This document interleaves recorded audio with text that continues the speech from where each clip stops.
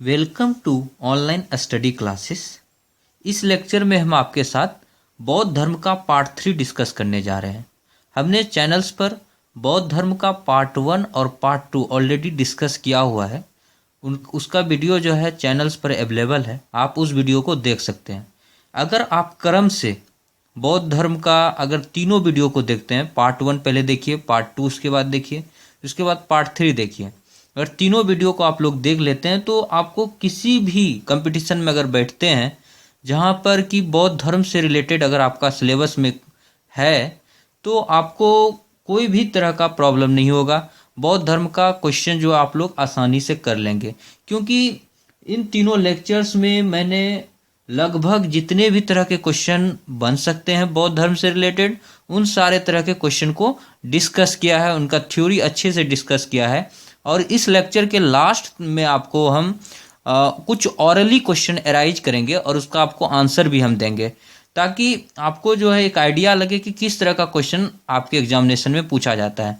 Generally आप लोग जानते हैं कि एसएससी के एग्जामिनेशन में, सीजीएल में, सीएचएसएल में, एमटीएस में, जीके के सेक्शन से बौद्ध धर्म से तो श्योर शॉर्ट एक क्वेश्चन रहता ही है।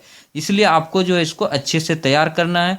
यह लास्ट पार्ट है बौद्ध धर्म का, इसके साथ हम बौद्ध धर्म इसको कंप्लीट कर देंगे। उसके बाद न्यू चैप्टर स्टार्ट करेंगे, जीके का कोई भी नया एक चैप्टर स्टार्ट करेंगे, ठीक है। तो और इसमें जो है हम चाहेंगे कि पार्ट 1 और पार्ट 2 में जो आपको पढ़ाएं उसका भी एक क्विक रिवीजन आपको हम कराएं। तो देखिए पार्ट 1 और पार्ट 2 में आपको जो हम पढ़ाए हैं उसका भी एक क्विक रिवीजन आपसे हम करना चाह रहे हैं। तो देखिए पार्ट 1 में आपको मैंने बताया था कि बौद्ध धर्म का जो संस्थापक है वो है गौतम बुद्ध, जिसे कि एशिया का ज्योति भी कहा जाता है, जिनका जन्म जो है 563 ईसा पूर्व में कपिलवस्तु के लुम्बिनी नामक स्थान पर है। अभी जो लुम्बिनी है वो नेपाल में पड़ता है। इसके पिताजी का नाम जो है, गौतम बुद्ध के पिता का नाम था शुद्धोधन, जो कि शाक्यगण के मुखिया थे, और माता का नाम था माया देवी। बचपन का जो नाम था इसका सिद्धार्थ था। इनका जो लालन पालन है, सिद्धार्थ का जो लालन पालन है उसकी सौतेली माँ प्रजापति गौतमी ने किया था, क्योंकि इनकी जो माँ थी वो इनके जन्म के 7वें दिन ही उसकी मृत्यु हो गई थी। और इनका विवाह जो है 16 वर्ष की अवस्था में हुआ था, और इसकी पत्नी का नाम यशोधरा था और पुत्र का नाम जो है राहुल था। गौतम बुद्ध की जो मृत्यु है वो 483 ईसा पूर्व में 80 वर्ष की अवस्था में कुशीनारा, देवरिया, उत्तर प्रदेश में चुंद द्वारा अर्पित भोजन के बाद हो गया था, जिससे कि बौद्ध धर्म में जो है महापरिनिर्वाण कहा गया है। सिद्धार्थ जब कपिलवस्तु में सैर करने के लिए निकले थे, जहां से कि उनका एक जीवन चेंज हुआ, उन्होंने देखा लोग काफी दुखी हैं। उन्होंने क्या क्या देखा था, उन्होंने 4 दृश्य को देखा था। वो एक सीक्वेंस में सबसे पहले उन्होंने बूढ़ा व्यक्ति को देखा था, उसके बाद एक बीमार व्यक्ति को देखा था, फिर शव को देखा था, और उसके बाद उन्होंने सन्यासी को देखा था। तो सांसारिक दुखों से पूरी तरह से व्यथित हो गए थे, और उन्होंने जो डिसाइड किया कि 29 वर्ष की अवस्था में उन्होंने गृह त्याग कर दिया, जिसे कि बौद्ध धर्म में महाभिनिष्क्रमण कहा गया है। अलार कलाम जो है सिद्धार्थ के प्रथम गुरु थे, जिनसे कि उन्होंने सांख्य दर्शन की शिक्षा ग्रहण की। उसके बाद राजगीर गए, वहां रुद्र करामपुत्र से उन्होंने शिक्षा की। उरुवेला में सिद्धार्थ को 5 साधक मिले थे, कौंडिन्य, बप्पा, भादिया, महानामा, असागी। बिना अन्न जल ग्रहण किए जो है सिद्धार्थ ने 6 वर्ष की कठिन तपस्या की, और 35 वर्ष की आयु में बैसाख की पूर्णिमा के रात निरंजना नदी, जिसको कि फल्गु नदी अभी कहते हैं, के किनारे पीपल वृक्ष के नीचे जो है सिद्धार्थ को ज्ञान प्राप्त हुआ। और इन ज्ञान को प्राप्त करने के बाद जो है वो बुद्ध कहलाए, और वो स्थान जो है बोध गया कहलाया। उन्होंने अपना ज्ञान प्राप्त करने के बाद जो है प्रथम उपदेश जो है सारनाथ में दिया, जिसे बौद्ध धर्म में धर्म चक्र परिवर्तन कहा गया है। उपदेश की जो भाषा थी उसकी वो पाली भाषा थी। कौशल, वैशाली, कौशाम्बी, इन सारे राज्यों में जो है गौतम बुद्ध ने जो है मतलब अपना उपदेश दिया। सर्वाधिक उपदेश जो है कौशल देश की जो राजधानी श्रावस्ती था उसमें दिया था। इसका जो प्रमुख अनुयायी शासक था बिंबिसार था, प्रसेनजीत था, उदयन था। बौद्ध धर्म के बारे में जो ज्ञान है वो त्रिपिटक से प्राप्त होती है, जिसका कि नाम है 3 पिटक। कौन कौन से 3 पिटक थे? वो था विनय पिटक था, सूत्र पिटक था, अभिधम्म पिटक था। तीनों पिटकों की जो भाषा थी वो पाली भाषा थी। बौद्ध धर्म जो है मूलतः अनिश्वरवादी है, आत्मा की परिकल्पना नहीं है, पुनर्जन्म की मान्यता है, और तृष्णा को क्षीण हो जाने की अवस्था को निर्वाण कहा गया है। विश्व दुखों से भरा है, ये सिद्धांत जो है बुद्ध ने उपनिषद से लिया था। जो बुद्ध के अनुयायी थे वो दो भागों में विभाजित थे। कुछ थे भिक्षुक, कुछ थे उपासक।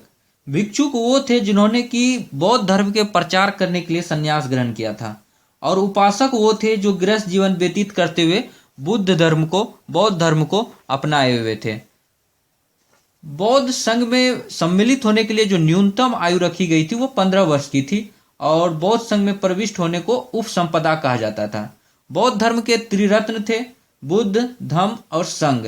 इसके साथ हमने आपको जैन धर्म के भी त्रिरत्न को बताया था लेक्चर में, पार्ट 2 में, कि सम्यक दर्शन, सम्यक ज्ञान और सम्यक आचरण जो है जैन धर्म के त्रिरत्न है। हालांकि जब जैन धर्म के जो वीडियो जो अवेलेबल है चैनल्स पर, अगर उसको आप देखते हैं तो आपको सारा जानकारी मिल जाएगा। जैन धर्म के बारे में भी हमने बहुत ही अच्छे से डिटेल से डिस्कस किया हुआ है, चैनल पर अवेलेबल है। उसके बाद आपको हमने बताया था कि जो मोस्ट इंपॉर्टेंट है वह है बौद्ध सभाएं, जिनसे कि क्वेश्चन पूछा जाता है। 4 बौद्ध सभाएं हुई थी, मुख्य रूप से 4 बौद्ध सभाएं हुई थी। प्रथम जो बौद्ध सभा थी, बौद्ध संगति थी, वो राजगीर में हुआ था। महाकश्यप जो उनके अध्यक्ष है और अजात शत्रु के शासनकाल में हुआ था। जो द्वितीय बौद्ध सभा हुई थी वो 383 ईसा पूर्व में वैशाली स्थान में हुआ था। सभाकामी जो है इसके अध्यक्ष थे और कालशोक के शासनकाल में हुआ था। तृतीय बौद्ध संगति जो है 255 ईसा पूर्व में पाटलिपुत्र में मोगली पुत्र तिष के अध्यक्षता में हुई थी, और उसके शासनकाल जो है अशोक के शासनकाल में हुआ था। तो तृतीय बौद्ध संगति अशोक के शासनकाल में हुआ था। अशोक के बारे में आपको जानना बहुत जरूरी है। देखिए, इसके शासनकाल में जो घटनाएं घटी है, जो बौद्ध धर्म के बारे में जो प्रचार प्रसार हुआ वो ज़्यादा हुआ है काफ़ी महान अशोक सम्राट के। इसलिए जो है इनसे क्वेश्चन आपको पूछा जाता है कि तृतीय बौद्ध संगति किसके शासनकाल में हुई थी, तो यह अशोक के शासनकाल में हुई थी। चतुर्थ बौद्ध संगति जो है ये वसुमित्र अश्वघोष के अध्यक्ष में कनिष्क के शासनकाल में हुआ था, और कुंडलवन नामक स्थान में। ये इसलिए इंपॉर्टेंट है चतुर्थ बौद्ध संगति, क्योंकि इसके बाद जो है बौद्ध धर्म 2 भागों में विभाजित हो गया था, हीनयान और महायान। हीनयान और महायान। धार्मिक जुलूस निकालने वाला जो धर्म है वो है बौद्ध धर्म। बौद्ध धर्म ही धार्मिक जुलूस निकाला था। बौद्ध का पवित्र त्यौहार जो है वैशाख पूर्णिमा है, बुद्ध पूर्णिमा जिसे कहा जाता है। इसी दिन कहा जाता है कि भगवान बुद्ध का जो है जन्म हुआ था, ज्ञान की प्राप्ति भी इसी दिन हुआ, और महापरिनिर्वाण की भी प्राप्ति इसी दिन हुई थी। इसलिए जो है वैशाख का पूर्णिमा का दिन काफ़ी इंपॉर्टेंट है। उसके बाद जो है आगे इसी सीक्वेंस में हम आगे बढ़ते हैं, और उसी में पार्ट 3 ये लेक्चर है कि बुद्ध ने जो सांसारिक दुखों के संबंध में 4 आर्य सत्यों का उपदेश दिया था। 4 आर्य सत्य उन्होंने बताया था दुखों के बारे में।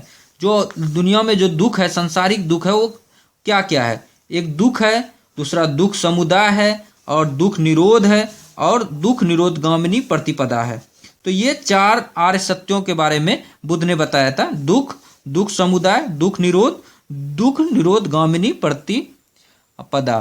तो चलिए नेक्स्ट चलते हैं। सांसारिक दुखों से मुक्त होने के लिए भी देखिए दुख बताया। उसके बाद उन्होंने जो महात्मा बुद्ध है, जो गौतम बुद्ध है, उन्होंने उसके मुक्ति के भी उपाय बताए। उन्होंने बताया कि दुख है, दुख समुदाय है, दुख निरोध है, दुख निरोध गामिनी प्रतिपदा है। उसके बाद उन्होंने अष्टांगिक मार्ग बताया, जिससे 8 मार्ग है इसमें। तो उन्होंने अष्टांगिक मार्ग जो है बताया कि किस तरह से सांसारिक दुखों से हम लोग मुक्ति पा सकते हैं।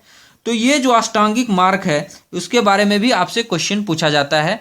आपसे पूछा जाता है इस तरह से, देखिए पहले अष्टांगिक मार्ग को देखते हैं। सम्यक दृष्टि, सम्यक संकल्प, सम्यक दृष्टि, सम्यक संकल्प, सम्यक वाणी, ठीक है। फिर है सम्यक कर्मांत, सम्यक आजीव, सम्यक व्यायाम, सम्यक स्मृति और सम्यक समाधि। ये 8 जो है अष्टांगिक मार्ग जो है बुद्ध ने बताया कि अगर कोई भी व्यक्ति फॉलो करता है तो वो सांसारिक दुखों से मुक्त हो सकता है। तो आपसे क्वेश्चन देखिए, यहाँ पे 2 तरह का क्वेश्चन उठता है। पहला ये पूछा जाता है कि सांसारिक दुखों से मुक्ति होने के लिए गौतम बुद्ध ने क्या उपाय बताया था। तो उसमें बहुत सारे ऑप्शन रहते हैं, उसमें एक अष्टांगिक मार्ग भी ऑप्शन रहता है। तो बुद्ध ने अष्टांगिक मार्ग का रास्ता बताया। दूसरा क्वेश्चन इस तरह से उठता है कि सम्यक दृष्टि किस धर्म से संबंधित है, या सम्यक संकल्प किस धर्म से संबंधित है, सम्यक वाणी किस धर्म से संबंधित है, ठीक है। तो आपको उसमें टिक करना है कि बुद्ध धर्म से, बौद्ध धर्म से, बौद्ध धर्म से संबंधित है। एक बार जब इसका हम क्वेश्चन सॉल्व कर रहे थे, एसएससी में जो पूछा गया उस क्वेश्चन को देख रहे थे कि मतलब किस तरह का क्वेश्चन पूछा जा रहा है सीजीएल में, तो उसमें एक बार ऐसा भी क्वेश्चन था कि उन्होंने क्या किया था कि पूछा था कि इसमें से कौन जो है बौद्ध धर्म से संबंधित है। तो उन्होंने 3 ऑप्शन ये दिया था। जैन धर्म का ये देखिए, सम्यक दर्शन, सम्यक ज्ञान, सम्यक आचरण। इसमें देखिए यहाँ सम्यक दृष्टि लगता है लोगों को कि काफ़ी क्लोज है, सम्यक केवल याद रख लेता नहीं, ठीक है सम्यक रहेगा, सम्यक से रिलेटेड रहेगा तो हमें टिक कर देना है। लेकिन देखिए अगर ध्यान से देखिए तो जैन धर्म का जो त्रिरत्न था वो उसमें सम्यक उसमें भी है, सम्यक दर्शन, सम्यक ज्ञान, सम्यक आचरण। तो ये 3 वर्ड को आपको याद रखना होगा कि ये 3 जो दर्शन, ज्ञान और आचरण है ये तो जैन धर्म से रिलेटेड है, ये बौद्ध धर्म से रिलेटेड नहीं है। तो उसमें उसने बहुत ही चालाकी के साथ ऑप्शन क्या सेट किया था कि उन्होंने जो मतलब पूछा था कि बौद्ध धर्म से मतलब कौन रिलेटेड है, तो उनमें इन्होंने 3 ऑप्शन ये डाला था, सम्यक दर्शन, सम्यक ज्ञान, सम्यक आचरण, और एक ऑप्शन जो है सम्यक संकल्प दे दिया था उन्होंने। तो जो बौद्ध धर्म से लोग कंफ्यूज हो गए, बच्चे इसमें स्टूडेंट कंफ्यूज हो गए। उसमें उन्होंने देखा कि भाई सम्यक तो अभी तक हम पढ़े आ रहे थे, अष्टांगिक मार्ग तो सम्यक दृष्टि, सम्यक संकल्प, सारे सम्यक तो इसमें थे बौद्ध धर्म में, तो फिर इसमें से तो सारे आंसर हो जाएंगे, लेकिन सारा आंसर नहीं होगा। उसमें जो सम्यक दर्शन है, सम्यक ज्ञान और सम्यक आचरण है ये तो आपका जैन धर्म से रिलेटेड है, तो बौद्ध धर्म से केवल सम्यक संकल्प था, उसका तो आंसर सम्यक संकल्प हो जाता। तो इनसे बहुत सारे तरह के मतलब पॉसिबिलिटीज हैं क्वेश्चन फ्रेम करने का। कभी कभी आपसे ये भी पूछा जा सकता है सम्यक दर्शन किस धर्म से है, जैन धर्म, बौद्ध धर्म, सब दिया जाए दोनों या नन। तो यहाँ सम्यक दर्शन देखिए जैन धर्म से है, सम्यक दर्शन इसमें है नहीं है, तो ये वर्ड आपको याद रखना है। तो अगर इसको आप याद नहीं रख सकते हैं 8 अष्टांगिक मार्ग को, तो कम से कम जैन धर्म का त्रिरत्न याद रख के जाइए। ये याद करके अगर जाते हैं तो आप तो कम से कम समझ जाएंगे कि ये तो जैन धर्म वाला तो बस 3 है, दर्शन, ज्ञान और आचरण, तो फिर आप जो है सही टिक कर सकते हैं। तो सम्यक दर्शन जो है जैन धर्म का, सम्यक ज्ञान और सम्यक आचरण ये जैन धर्म का त्रिरत्न है। ये जैन धर्म के लेक्चर में हम ऑलरेडी डिस्कस अच्छे से किए हुए हैं, आप उस लेक्चर को देखिए। फिर ये देखिए सम्यक दृष्टि, सम्यक संकल्प, सम्यक वाणी, कर्मांत, आजीव, सम्यक व्यायाम, सम्यक स्मृति, सम्यक समाधि। ये चीज को अगर जहाँ कोई फॉलो करता है इस अष्टांगिक मार्ग को, तो वो जो है सांसारिक दुखों से मुक्त हो जाएगा। ये जो है गौतम बुद्ध ने कहा अपने बौद्ध धर्म का जो उन्होंने प्रचार प्रसार किया, अपने उद्देश्य में उन्होंने ये 8 अष्टांगिक मार्ग को बताया। चलिए आगे भी देखते हैं। बुद्ध ने फिर बताया कि जो निर्वाण है, निर्वाण जो है बौद्ध धर्म का अंतिम लक्ष्य है। उन्होंने बताया कि बौद्ध धर्म आखिर में इसका अंतिम लक्ष्य क्या है, इस धर्म का क्या लक्ष्य है। तो उन्होंने बताया कि निर्वाण जो है बौद्ध धर्म का ये अंतिम लक्ष्य है। मतलब हर एक आदमी जो है इस बौद्ध धर्म से जितने भी लोग जुड़े हुए हैं, इनका लास्ट जो लक्ष्य है वो निर्वाण है, निर्वाण प्राप्ति के लिए ही जुड़े हुए हैं। तो कभी कभी आपसे पूछा जाता है कि निर्वाण का क्या अर्थ है। निर्वाण का अर्थ है कि दीपक का बुझ जाना। मतलब अगर दीपक बुझ गया, मतलब जिंदगी का दीपक की बात कर रहे हैं ये लोग, कि दीपक अगर जहाँ बुझ गया यानी दीपक का बुझ जाना ही निर्वाण कहलाता है। यानी कि अर्थात क्या मतलब है इसका कि जीवन मरण चक्र से मुक्त हो जाना, यानी जीवन और मरण ये दोनों चक्र से अगर मुक्त हो गया तो इसी को निर्वाण प्राप्ति कहते हैं। तो बौद्ध धर्म का जो परम लक्ष्य है वो है निर्वाण। निर्वाण का अर्थ होता है दीपक का बुझ जाना, अर्थात जीवन मरण चक्र से मुक्त हो जाना। तो आपको जो है पूछेगा निर्वाण का मतलब क्या होता है और 4 ऑप्शन दिया रहेगा, उसमें आपको एक ऑप्शन जरूर रहेगा कि जीवन मरण चक्र से मुक्त हो जाना। तो आपको ये क्लिक करना है, टिक करना है कि यही ऑप्शन आपका सही होगा।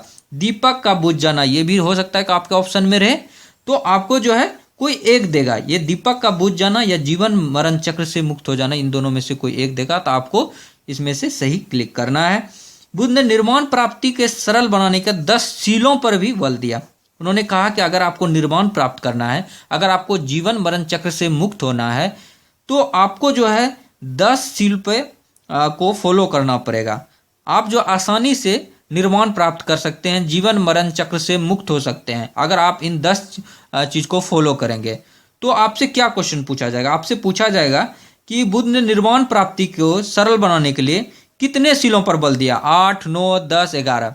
तो आपको बोलना है कि 10 सीलों पर उन्होंने बल दिया था। दूसरा क्वेश्चन जो आपसे पूछा जाएगा वो आगे पढ़ाएंगे, तो अभी तुरंत बता रहे हैं आपको इनसे रिलेटेड क्या क्वेश्चन आ सकता है। देखिए कौन कौन से शील थे, 10 शील थे। सबसे पहला अहिंसा, अहिंसा सत्य, अहिंसा सत्य, अस्तेय, अस्तेय, अपरिग्रह, मद सेवन ना करना, असमय भोजन ना करना, मतलब कि आपको समय से भोजन करना, असमय भोजन नहीं करना है, मद का सेवन नहीं करना है, शराब उराब ये सब चीज़ नहीं पीना है, सुखप्रद बिस्तर पर नहीं सोना है, मतलब सुखप्रद बिस्तर पे आपको नहीं सोना है अगर आपको जो है निर्वाण प्राप्ति करना है। धन संचय नहीं करना है, धन का कलेक्ट नहीं करना है, इकट्ठा नहीं करना है, स्त्रियों से आपको दूर रहना है, और नृत्य गान आदि से भी आपको दूर रहना है। तो देखिए इसमें क्वेश्चन क्या पूछा गया है, इसमें क्वेश्चन ये पूछा गया है कि बौद्ध धर्म में अस्तेय का क्या मतलब है। अस्तेय का मतलब होता है चोरी ना करना, अस्तेय का मतलब होता है चोरी नहीं करना है, मतलब आपको चोरी नहीं करना है। अब कभी कभी ये भी पूछा गया कि अब अपरिग्रह का क्या मतलब होता है। अपरिग्रह का मतलब होता है कि किसी प्रकार की संपत्ति ना रखना, मतलब किसी भी प्रकार के आपको संपत्ति नहीं रखना है, तो इसका मतलब होता है अपरिग्रह। तो जो देखिए दो तरह के लोग थे, मतलब जो बौद्ध धर्म को जो अपनाने वाले अनुयायी थे वो तो दो भागों में विभाजित थे। तो वो दो पार्ट में कौन कौन से थे, दो अनुयायी थे, भिक्षुक थे और उपासक थे। जो बौद्ध धर्म के प्रचार के लिए जिन्होंने संन्यास ग्रहण किया था वो भिक्षुक थे, और जो गृह जीवन व्यतीत करते हुए बौद्ध धर्म को अपनाए थे वो उपासक थे। तो इसमें से जो भिक्षुक थे उनको ऑल जो ये 1 to 10 ये पूरा ऑल जो है इसको फॉलो करना था। जो भिक्षुक थे उनको सारे चीज फॉलो करना था, अहिंसा सत्य अस्तेय अपरिग्रह, मद सेवन ना करना, असमय भोजन ना करना, सुखप्रद बिस्तर पर नहीं सोना, धन संचय ना करना, स्त्रियों से दूर रहना और नृत्य गान आदि से दूर रहना। ये सारे रूल जो है भिक्षुक फॉलो करते थे। लेकिन जो लोग उपासक थे, जो कि मतलब गृहस्थ जीवन व्यतीत करते हुए मतलब बौद्ध धर्म को अपनाने वाले थे, उसे कम से कम ये 5 रूल को फॉलो करना था। अहिंसा सत्य अस्तेय अपरिग्रह मद्य सेवन ना करना। तो जो ये 5 रूल है, ये 5 रूल किसके लिए है, 1 to 5 जो है 1 to 5 ये 1 to 5 जो है किसके लिए है, गृहस्थ के लिए। गृहस्थ को कम से कम ये फॉलो करना पड़ेगा। और ऑल जो है 1 to 10 जो है ये भिक्षुक के लिए। तो हम नीचे लिख भी दिए हैं, आप देख सकते हैं, गृहस्थ के लिए 1 to 5 और भिक्षुक के लिए ऑल, मतलब सारे रूल्स हैं। तो क्या क्या आपसे क्वेश्चन पूछा गया, आपसे पूछा जाएगा कि बुद्ध ने निर्वाण प्राप्ति को सरल बनाने के लिए किन 10 शीलों पर वर्णन, मतलब कितने शीलों पर वर्णन किया, तो 10 शीलों पर। अस्तेय का क्या मतलब है, अस्तेय का मतलब है चोरी ना करना। और परिग्रह का क्या मतलब है, किसी प्रकार की संपत्ति ना रखना। चलिए नेक्स्ट चलते हैं। बुद्ध ने मध्यम मार्ग या मध्यमा प्रतिपद का भी उपदेश दिया, मध्यम मार्ग का भी उन्होंने उपदेश दिया। फिर अनिश्वरवाद, आपसे ये क्वेश्चन पूछा जाता है कि बौद्ध धर्म और जैन धर्म में क्या समानता है, तो उसमें 4 ऑप्शन आपको दिया जाएगा। तो अनिश्वरवाद जो है ये बौद्ध धर्म के लोग भी मानते थे और जैन धर्म के भी लोग मानते थे। दोनों जो है अनिश्वरवाद को फॉलो करते थे। अनिश्वरवाद जो है, अनिश्वरवाद के संबंध में जो है बौद्ध धर्म और जैन धर्म में दोनों में समानता थी। बाकी बहुत सारी चीज़ ऐसे थे जिन पर जो है दोनों का अलग अलग मान्यता था, ठीक है। तो ये लेकिन अनिश्वरवाद ऐसा था जिसपे कि जैसे कि हम आपको एक और उदाहरण देते हैं, जैसे कि जैन धर्म में जो है आत्मा का जो है मान्यता था, लेकिन आप बौद्ध धर्म को अगर पढ़ेंगे तो बौद्ध धर्म में जो है आत्मा का कोई भी परिकल्पना नहीं है। तो ये दोनों में देखिए मतलब डिफरेंस है ना। तो इसी तरह का आपको बहुत सारे डिफरेंसेस हैं, अगर दोनों को आप पढ़ेंगे अच्छे से तो अच्छे से डिफरेंस कर पाएंगे। तो अनिश्वरवाद एक है जो कि बौद्ध धर्म और जैन धर्म दोनों में है। ये अनिश्वरवाद के संबंध में बौद्ध धर्म और जैन धर्म दोनों में समानता है। सर्वाधिक जो है बुद्ध की जो मूर्तियां हैं, सर्वाधिक जो बुद्ध की जो मूर्तियां हैं, जो आइडल है, वो जो है गंधार शैली में हुआ। गंधार शैली में सर्वाधिक बुद्ध की मूर्तियों का निर्माण हुआ, ऐसा कहा जाता है। कुछ लोग ऐसा बोलते हैं और ऐसा मान्यता है इतिहासकारों का कि भारत में जो है सबसे पहले जो है मतलब पूजा जाने वाला जो देवता है वो बुद्ध ही है। बुद्ध की ही मूर्ति की पूजा जो है भारत में सबसे पहले स्टार्ट हुई। हालांकि इसमें बहुत सारे दो राय भी हैं बहुत सारे इतिहासकारों का। हालांकि लेकिन ये सही है कि बुद्ध का जो है मूर्ति का पूजन होता है भारत में, ये सच्चाई है। तो सर्वाधिक जो बुद्ध मूर्तियों का निर्माण हुआ है वो गंधार शैली में हुआ, लेकिन जो प्रथम बुद्ध मूर्ति है वो जो है कहा जाता है कि मथुरा शैली के अंतर्गत बनी थी। जो प्रथम बुद्ध मूर्ति बनी थी वो मथुरा शैली के अंतर्गत बनी थी, लेकिन ज़्यादातर जो बुद्ध की मूर्तियां हैं वो गंधार शैली के अंतर्गत बनी थी। तिब्बत भूटान एवं उसके पड़ोसी देशों में भी बौद्ध धर्म का प्रचार प्रसार बहुत जोरों शोरों के साथ हुआ। तिब्बत भूटान और भी पड़ोसी देशों में और इसका जो तिब्बत भूटान है और पड़ोसी देशों में इसका जो धर्म का प्रचार किया वो पद्म संभव ने, या गुरु रिनपांच कहा जाता है इसको, पद्म संभव ने किया। और ये क्वेश्चन आपसे एकदम श्योर पूछा जाता है कि बुद्ध की जो 123 फीट ऊंची मूर्ति है वो कहाँ पर है, किस राज्य में है? जो बुद्ध की जो 123 फीट ऊंची मूर्ति है वो कहाँ पर है? वो है हिमाचल प्रदेश में। हिमाचल प्रदेश में जो है रेवाल सर झील में जो है बुद्ध की 123 फीट ऊंची मूर्ति है। हिमाचल प्रदेश में है ये। हिमाचल प्रदेश में 123 फीट ऊंची मूर्ति जो है रेवाल सर झील में जो है बुद्ध की है। तो ये क्वेश्चन आपसे पूछा जाता है। जैसे कि आपसे को बताए थे, जैसे कि जैन धर्म के बारे में आपको जब बता रहे थे तो बताए थे कि गोमतेश्वर की मूर्ति जो है ये आपसे पूछा जाता है, जो कि श्रवण बेलगोला में है। गोमतेश्वर की मूर्ति श्रवण बेलगोला में गोमतेश्वर की मूर्ति है, ये पूछा गया जाता है। यहाँ बुद्ध में जो है 123 फीट ऊंची मूर्ति जो है हिमाचल प्रदेश के रेवार सर झील में है। तो ये भी आपसे क्वेश्चन पूछा जाता है आपके एग्जामिनेशन में। चलिए नेक्स्ट चलते हैं। बुद्ध के जीवन से संबंधित कुछ बौद्ध धर्म के कुछ प्रतीक हैं, उसको आपको जानना है। ये बुद्ध के जीवन से रिलेटेड है। बुद्ध जो है उनके जन्म से रिलेटेड जो प्रतीक है वो है कमल एवं सांड। ये भी क्वेश्चन आपसे पूछा जाता है कि महात्मा जो बुद्ध है, जो गौतम बुद्ध है, गौतम बुद्ध के जन्म से संबंधित कौन सा बौद्ध धर्म का प्रतीक है? तो वह है कमल एवं सांड। कमल एवं सांड। गृह त्याग जो उन्होंने किया था उसे घोड़ा से दिखाया जाता है।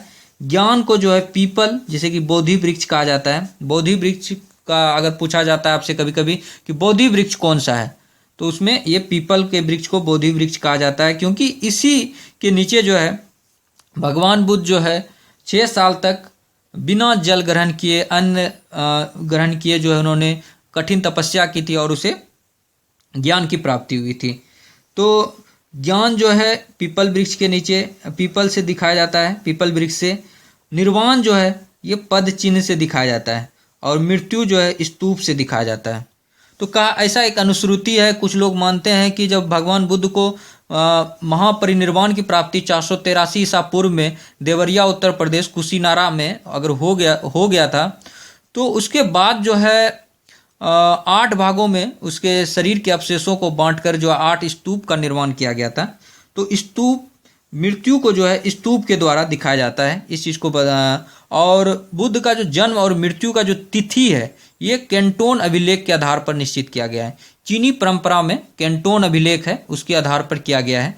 तो ये बौद्ध धर्म के बारे में इतनी बातें हैं जिसे कि आपको जानना है, अच्छे से इसको याद रखना है। चलिए आपसे जो स्टार्टिंग में हम बोले थे कि कुछ क्वेश्चन करेंगे आपसे और उसका जो है आंसर करना है, कि मतलब ऑरली ये सब सारे क्वेश्चन करेंगे। क्या क्या क्वेश्चन आ सकता है? देखिए क्वेश्चन आपको ये पूछा जा सकता है कि बौद्ध धर्म के संस्थापक कौन थे? तो आंसर होगा गौतम बुद्ध। आपसे पूछा जा सकता है एशिया का ज्योति किसे कहा जाता है? तो ये गौतम बुद्ध को कहा जाता है। गौतम बुद्ध का जन्म कहाँ हुआ था? तो कपिलवस्तु के लुम्बिनी नामक स्थान पे हुआ था। इसके बचपन का क्या नाम था? गौतम बुद्ध के बचपन का क्या नाम था? तो सिद्धार्थ था। इसकी पत्नी का क्या नाम था? यशोधरा था। इसके पुत्र का क्या नाम था? राहुल था। बुद्ध की मृत्यु कहाँ हुई थी? ये कुशीनारा देवरिया उत्तर प्रदेश में हुआ था। इस घटना को, बुद्ध की मृत्यु को बौद्ध धर्म में क्या कहा गया है? महापरिनिर्वाण कहा गया है। तो इस तरह के क्वेश्चन आपसे पूछा जा सकता है। देखिए आपसे पूछा जा सकता है कि कितने वर्षों तक जो है बुद्ध ने कठिन तपस्या की थी? तो ये 6 वर्षों तक की थी। किस दिन जो है बुद्ध को ज्ञान की प्राप्ति हुई? तो वो बैसाख के पूर्णिमा किरात को प्राप्ति हुई थी। किस नदी के किनारे जो है गौतम बुद्ध ने तपस्या की थी? फल्गु नदी के किनारे, निरंजना नदी। किस वृक्ष के नीचे बैठकर वो तपस्या कर रहे थे? पीपल वृक्ष के नीचे। पीपल वृक्ष को क्या कहा जाता है? बोधि वृक्ष कहा जाता है। पीपल वृक्ष को क्या कहा जाता है? बोधि वृक्ष कहा जाता है। जहां पर भगवान बुद्ध को ज्ञान की प्राप्ति हुई वो स्थान क्या कहलाया? वो बोध गया कहलाया। क्या कहलाया? बोध गया कहलाया। जो बुद्ध ने जो है अपना गृह त्याग किया था उसे बौद्ध धर्म में क्या कहा गया है? उसे महाविनिष्क्रमण कहा गया है। सिद्धार्थ के जो है प्रथम गुरु कौन थे? वो अलार कलाम थे। अलार कलाम से गौतम बुद्ध ने किस क्षेत्र में शिक्षा ग्रहण की थी? वो सांख्य दर्शन के क्षेत्र में उन्होंने शिक्षा ग्रहण की थी। बुद्ध के जीवन में जन्म को क्या कहा गया है? जन्म को किस प्रतीक से दिखाया गया है? तो वो कमल एवं सांड से दिखाया गया। गृह त्याग को किससे दिखाया गया है? घोड़ा से दिखाया गया। ज्ञान को पीपल से, निर्वाण को पद चिन्ह से, मृत्यु को स्तूप से दिखाया गया है। अस्तेय का क्या मतलब है बौद्ध धर्म में? चोरी ना करना। अपरिग्रह का क्या मतलब है? तो किसी प्रकार की संपत्ति ना रखना। बौद्ध धर्म और जैन धर्म में किस बात को लेकर समानता है? तो अनिश्वरवाद को लेकर समानता है। सर्वाधिक जो बुद्ध की मूर्तियां बनाई गई है वो किस शैली में है? तो वो गांधार शैली में है। जो प्रथम मूर्ति है वो किस शैली में थी? तो वो मथुरा कला के अंतर्गत थी। 123 फीट ऊंची मूर्ति जो बुद्ध की है वो किस राज्य में है? तो वो हिमाचल प्रदेश में है। आपको जानना है कि रेवारसल झील में, हिमाचल प्रदेश के रेवारसल झील में है। तो इस तरह के क्वेश्चन आपसे पूछा जाएगा। सम्यक दृष्टि किस धर्म से संबंधित है? तो वो बौद्ध धर्म से संबंधित है। पूछेगा सम्यक ज्ञान किस धर्म से है? तो सम्यक ज्ञान जो है जैन धर्म से संबंधित है। आपसे पूछा जाएगा सम्यक दृष्टि किस धर्म से संबंधित है? तो ये बौद्ध धर्म से संबंधित है। गौतम बुद्ध ने अपना प्रथम उपदेश कहाँ दिया था? तो वो सारनाथ में दिया था, जो कि ऋषि पत्नम उस समय कहलाता था। सारनाथ में दिया था। बौद्ध धर्म में प्रथम उपदेश जो दिया गौतम बुद्ध ने उसे क्या कहा गया है? उसे धर्मचक्र परिवर्तन किया गया था, कहा गया है। धर्मचक्र परिवर्तन कहा गया है। आपसे पूछा जाएगा कि गौतम बुद्ध के उपदेश की भाषा कौन सी थी? तो वो जनसाधारण भाषा पाली भाषा थी। पाली भाषा थी। सर्वाधिक जो है उपदेश गौतम बुद्ध ने कहाँ पर दिया? तो वो श्रावस्ती में दिया था, जो कि कौशल देश की राजधानी थी। कौन कौन से राजा उनके अनुयायी थे? तो बिंबिसार, प्रसेनजीत, उदयन थे। बौद्ध धर्म के जो विशद ज्ञान है वो त्रिपिटक में मिलता है। कौन कौन से इसमें त्रिपिटक है? तो वो विनय पिटक है, सूत्र पिटक है, अभिधम पिटक है। ये सब पूछा जा सकता है। पूछेगा कि बौद्ध धर्म में पुनर्जन्म की मान्यता है या नहीं है? तो पुनर्जन्म की मान्यता है। बौद्ध धर्म में पुनर्जन्म की मान्यता है। तृष्णा को क्षीण हो जाने की अवस्था को बौद्ध धर्म में क्या कहा गया है? तो तृष्णा के क्षीण हो जाने की अवस्था को बौद्ध धर्म में निर्वाण कहा गया है। बौद्ध धर्म के प्रचार करने के लिए जिन्होंने संन्यास ग्रहण किया उसे क्या कहा गया बौद्ध धर्म में? उसे भिक्षुक कहा गया।